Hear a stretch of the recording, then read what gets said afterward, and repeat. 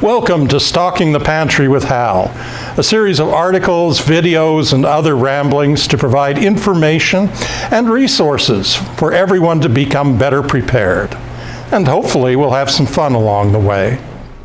Welcome. Today we're going to be doing what's called a fast, flavorful garlic dill pickle. Sometimes it's referred to as a kosher dill, and it's an example of one of the quick pickles, which means that it's not fermented, but the acidic environment that preserves the pickles is coming from vinegar that we add to it. So it's very similar to the same process that we were using when we pickled string beans.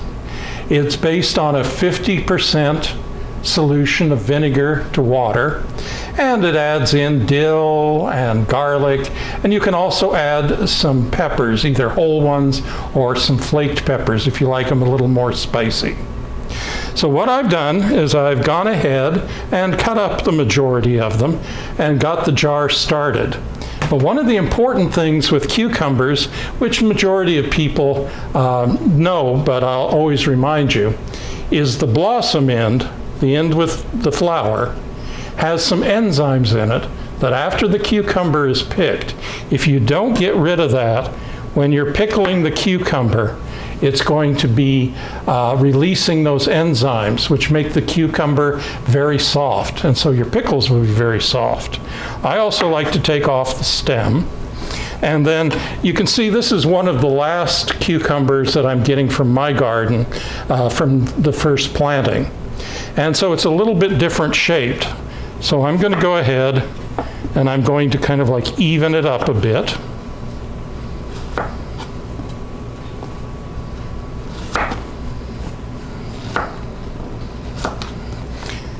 And then cut it. And we go ahead when it's about to this point in the jar, you want to be able to get your dill in. This is the remaining dill out of my garden.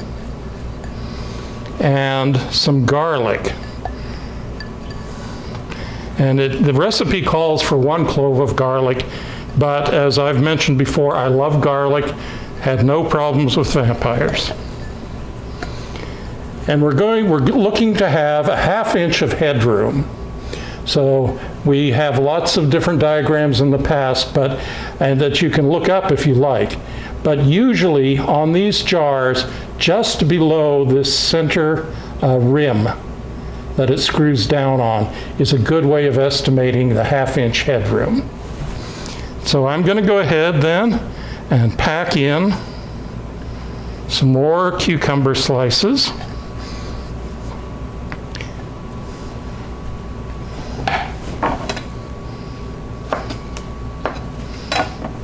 I like a good tight fit in there because it'll help keep your cucumbers from floating. Because as all of them heat, there's a tendency for the water to move out of the surface area and the air to cause the cucumbers to float up to the top. And so if you pack them in pretty tight, that'll hold them, because as they're heating and the vinegar and the salt in the brine pulls out some of that water, and as it sits, it replaces it with the vinegar solution. Osmosis draws it back in and out. And so I've had some of that 50-50 solution, that brine, heating on the stove, and I'll go get it and we'll fill the jars. All right, so we've got a nice batch of the 50-50 vinegar to water with salt, and got it all heated up. And the thing I like about these, and then when you're working with wide mouth jars, is you really don't need to use the funnel all the time, which allows you to see that you're filling up to that 1/2 inch. Then, of course, we want to be sure, wipe the edge down well, just in case there's any particles there. And we have preheated the water here. And you want just a few seconds to soften up. This will be a good time to talk about after things are canned, because I forgot to grab the ring to go with this, so we'll borrow this one. But when things are properly set, when it's been 12 to 24 hours, they're completely sealed, it's best to store your pickles or any other, especially acidic product, with the rings off.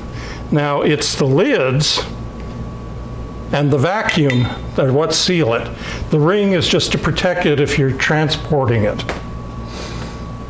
All right, so we've got that in there. The rubber on the rings, on the lids I mean, has had a chance to set up. We put that on and then finger tighten, not crank it hard, but just enough, that's warm, to hold it. And then we place it back, water bath canner with about an inch of water, inch to 2 inches of water above it. And then we're going to go ahead and turn it on and let it, when it comes up to a full boil, it boils for about 10 minutes. Then it sits for 5 minutes with the heat off, and then we can take it out and set it for overnight storage.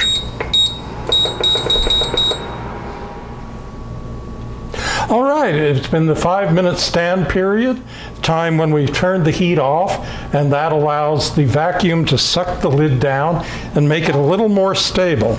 Now, not stable enough that you can like carry these around, take them home, anything like that quite yet. They need to sit 12 to 24 hours to be fully cooled. But let's see if I can turn that slightly. You can see everything that's in there. Nice and tasty, and you never want to push on the lid. The water on top doesn't matter. Just either lay a cloth towel or a paper towel and let it suck up without pushing down on the lid. And so thank you all for joining, and I hope to see you at our next virtual canning party. Thank you for spending some time with us as we explore preserving food at home. If you'd like more information about the Center for Food Preservation Arts, visit our website at preservefoods.blogspot.com. You can also find more videos on our YouTube channel, and please like us on Facebook. There are links at the end of this video, but also in the comments section. So please join us at our next virtual canning party as we continue stocking the pantry.